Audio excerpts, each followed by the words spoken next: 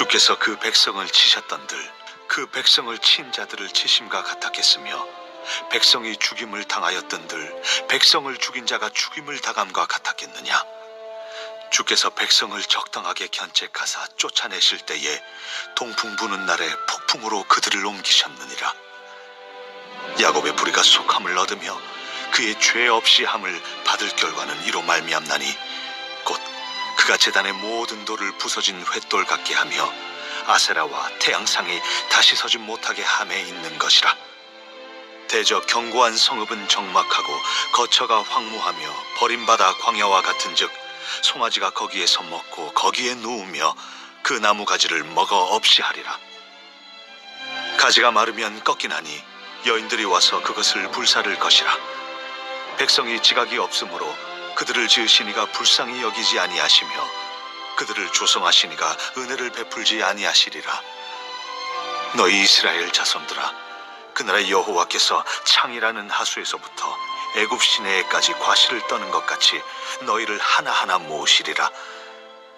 그날에 큰 나팔을 불리니 아수르 땅에서 멸망하는 자들과 애굽 땅으로 쫓겨난 자들이 돌아와서 예루살렘 성산에서 여호와께 예배하리라. 교회 식당 앞에 텃밭에 자두나무를 새 그루 심은 지 이제 3년이 되었습니다. 올해부터는 이제 열매가 난다고 하는데요. 제가 유튜브를 보면서 자두나무 가지치기 하는 법을 배웠습니다. 과일나무 이렇게 가지치기를 하면서 드는 생각은 내 생각보다 가지를 참 많이 잘라내는구나. 이제 그리 생각을 했습니다. 이것도 잘라야 되나 싶은데 유튜브에서는 잘라야 된다. 참 이렇게 잘라도 뭐가 남는 게 있나 싶은데 과감하게 잘라야 했습니다. 뭐 전문가가 하는 말이니까 맞겠죠. 좋은 열매를 얻기 위해서 가지치기를 하죠. 때론 과감하게, 내 생각보다 과감하게 해야 된다. 근데 아무리 과감하게 가지치기를 하더라도 나무 밑둥까지 그렇게 잘라버리지는 않습니다. 근데 풀 뽑을 때는 어떻습니까? 제가 풀 뽑을 때 이렇게 떴다가 위에가 뜯겨져 나가면 어떻게 해서든 손가락을 이렇게 뾰족하게 해서 뿌리까지 막 뽑아내려고 하는데 가시와 엉겅퀴 뭐 이런 것들은 뿌리채 뽑죠. 그래야 멸절이 되지 않습니까? 심판의 날에 이스라엘을 향한 하나님의 징계, 하나님의 심판, 마치 이런 가지치기와 같다. 하나님의 백성들을 향한 하나님의 징계는 가지치기입니다. 잘 되게 하기 위한 고통이 있는 것이죠. 그냥 안 건들고 가만히 내버려 두면 잘 될 것 같은데 그게 아니라는 거죠. 가지치기를 해야 잘려나가는 고통이 있어야 된다는 것입니다. 소돔과 고모라의 심판은 어떤 심판이었습니까? 그것은 멸망을 위한 심판이었습니다. 그러나 하나님의 백성들을 향한 심판은 그런 소돔과 고모라와 같은 뿌리채 뽑아내는 그런 심판이 아니었죠. 오늘 본문 7절에 보면 주께서 그 백성을 치셨던들 그 백성을 친 자들을 치심과 같았겠으며 백성이 죽임을 당하였던들 백성을 죽인 자가 죽임을 당함과 같았겠느냐라고 하죠. 이게 무슨 말이냐면 이스라엘 즉 하나님의 백성을 향한 하나님의 심판과 이방 나라의 심판이 그것이 같지 않다라는 것입니다.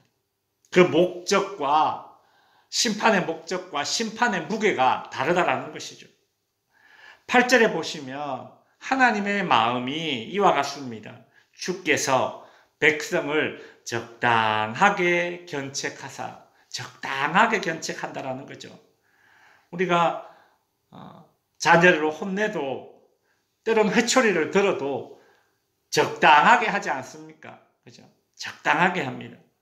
하나님께서 이스라엘에게 징계를 내려도 잘 되게 하기 위한 가지치기, 즉 적당한 고통을 주시는 이유가 무엇입니까? 그냥 아무런 고통도 안 주면 제일 좋을 것 같은데 왜 이스라엘을 향해서 하나님은 적당한 고통을 주시냐? 오늘 본문 9절 후반부에 일이 되어 있죠. 이로 말미암아 곧 그가, 여기서 그는 이스라엘이죠. 그가 제단의 모든 돌을 부서진 횃돌 같게 하며 아세라와 태양상이 다시 서지 못하게 함에 있는 것이라. 이스라엘은 포로로 내쫓기고 나서야 그제서야 우상을 버리고 하나님께 돌아왔습니다. 그들이 가나안 땅에 정착한 이 400년의 시간 동안 그들은 주변 나라의 온갖 우상들을 참 끊임없이 섬기던, 그렇게 이스라엘의 왕이 세워졌지만 그래도 소용없습니다. 똑같이 우상을 섬겼습니다.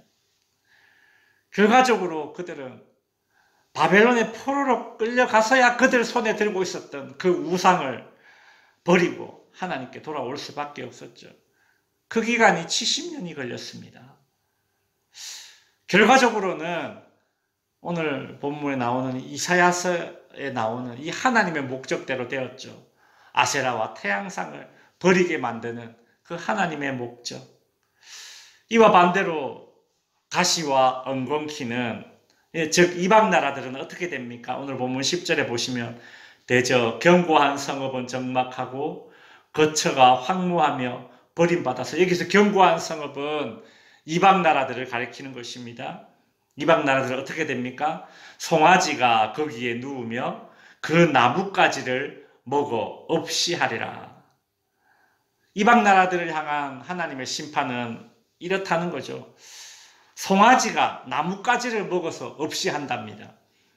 이런 보통 송아지나 염소 같은 것들은 땅에서, 초식 동물들은 이 땅에서 난 이 풀을 뜯어 먹습니다. 제가 TV에 보니까 아프리카 초원에서 이 초식 동물들이 땅에서 난 이 풀을 뜯어 먹는데, 근데 이 아주 극한 가뭄이 들면, 비가 내리지 않아서 풀이 다 말라 죽으면 이 초식 동물들이 어떻게 하느냐? 풀이 없으니까 나무를 뜯어 먹습니다. 근데 나무를 처음에는 잎을 뜯어 먹고 그것도 나중에는 없어서 가지를 막 다 뜯어 먹습니다. 그래서 나뭇잎과 나무 가지까지 다 잘라 먹어서, 그러다 보니까 이 나무가 시들시들하다가 죽는다라는 거예요. 이방 나라들이 그처럼 극한의 상황으로 몰리는 그런 심판을 받게 된다는 것입니다. 저기 우리나라 어떤 무인도에 누가 흑염소를 풀어놨는데 거기도 그렇더라고요. 이 흑염소가 풀 다 뜯어먹고 그 무인도에서 자라고 있는 나무를 다 뜯어먹으니까 나무도 다 말라 죽어요. 아, 그렇구나. 이 초식 동물들이 나무 가지까지 다 뜯어서 그렇게 먹어버리니까 그 나무가 죽고, 그래서 땅이 황폐화됩니다. 오늘 본문 11절에 보니까 가지가 마르면 꺾이나니 여인들이 와서 그것을 불사를 것이라. 이 말라 죽은 나뭇가지를, 나무 둥칠 이것들을 어디다 쓰겠습니까? 여인들이 와서 식사할 때 쓰려고 땔감으로 그냥 사용한다라는 것이죠. 하나님의 백성들은 징계를 통해서 하나님께 돌아오지만 이방 나라들은 징계를 받을 때에 어떻게 됩니까? 11절 중반부에 보시면 백성이 지각이 없으므로, 즉 하나님을 알지 못하는 것 때문에 결국 파멸에 이릅니다. 사람이 성장하고 성숙하고 철이 들어야 부모의 징계가 이해되어지고 오히려 그것을 고맙게도 생각할 수 있을 것입니다. 우리의 신앙도 하나님의 징계를 나를 향한 하나님의 가지치기로 이해할 수 있는 그런 지각이 있어야 하는 것입니다. 쉽게 말해서 한마디로 철들어야 되는 것이죠. 내가 아직까지 현재의 고난으로 인해서 하나님을 원망하고 있다면 나는 아직 하나님을 향한 지각이 없는 영적인 유아기입니다. 지각이 없는 이방 민족들과는 달리 하나님은 이스라엘 백성, 즉 하나님의 백성들을 어떻게 이 징계를 통해서 이끄시는가? 그 최종 목적지가 12절과 13절 이 결과를 이제 이끌어내죠. 12절 보시면 너희 이스라엘 자손들아 그날에 여호와께서 어떻게 하십니까? 후반부에 보시면 너희를 하나하나 모으시리라. 저기 아수르에 의해서 온갖 이방 나라로 흩어졌던 그 모든 백성들 하나하나 모으시리라. 왜 모으십니까? 하나님께서 왜 모으십니까? 그 이후 13절에 나오죠. 돌아와서 예루살렘 성산에서 여호와께 예배하리라. 하나님은 아수르에 의해서 열국에 흩어졌던 이스라엘 백성들, 그리고 바벨론의 포로로 끌려갔던 남유다 백성들 다 모아서 돌아오게 하셔서 그들이 하나님 당신께 예배하도록 예배자를 만드신다는 것입니다. 이 땅의 교회 공동체가 비록 지금은 흩어진 이스라엘과 같고 끌려간 남유다와 같이 힘없고 흠 많고 그죠? 여전히 부족한 모습이지만 하나님의 이 땅의 교회, 즉 포도원을 다시 회복시킴으로써 하나님 당신의 영광을 드러내는 그런 예배자로 하나님의 백성들을 세워주신다는 것입니다. 말씀을 마칩니다.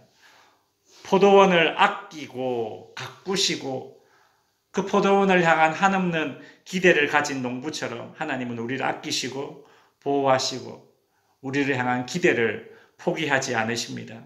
오늘 새벽에 기도의 자리에서 그 하나님의 그 사랑, 우리를 향한 그 하나님의 기대치를 한번 묵상해 보시기 바랍니다. 그래서 현재의 고난마저 내 인생을 향한 하나님의 가지치기로 깨닫고 원망 아닌 감사의 반응을 보이는 지각 있는 철든 영적인 자녀가 됩시다. 하나님을 향한 지각을 가지고 있는 우리 하나님의 자녀로서 우리를 삼아주심에 감사하면서 우리가 설 수 있는 모든 예배의 자리에서 하나님께 정말 진정으로 예배드리는 그런 예배자가 될 수 있어야겠습니다. 기도하겠습니다.